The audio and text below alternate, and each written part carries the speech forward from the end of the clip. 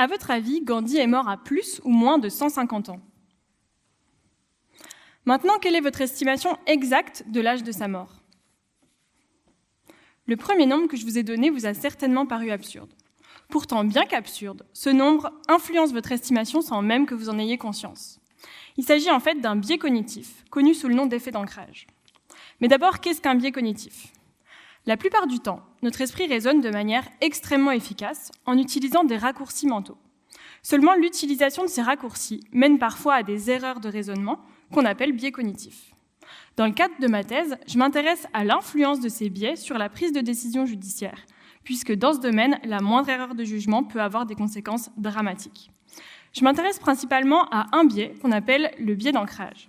Le biais d'ancrage, c'est ce biais qui vous a probablement conduit à surestimer l'âge de la mort de Gandhi, uniquement parce que je vous ai donné un nombre élevé avant de vous demander de faire votre estimation. À l'image d'un marin, lorsqu'on navigue en situation d'incertitude, notre esprit va chercher un rocher sur lequel jeter son ancre. Ici, ce rocher, c'est un nombre, et une fois ancré à ce nombre, notre esprit est irrésistiblement attiré par lui. Et si on a réalisé une estimation par la suite, notre estimation va être polarisée par ce nombre. S'il est élevé, notre estimation sera élevée. S'il est faible, notre estimation sera faible. Et dans le cadre d'un procès, un nombre présent à l'esprit des juges et jurés peut influencer de manière irrationnelle leurs décisions concernant la peine de prison. Pour étudier ce phénomène d'ancrage, je fais venir individuellement des personnes au laboratoire et je teste sur eux l'influence de différents facteurs. Par exemple, dans une de mes expériences, je fais lire aux participants un texte qui relate une affaire judiciaire et je leur demande d'imaginer qu'ils sont les jurés de ce procès.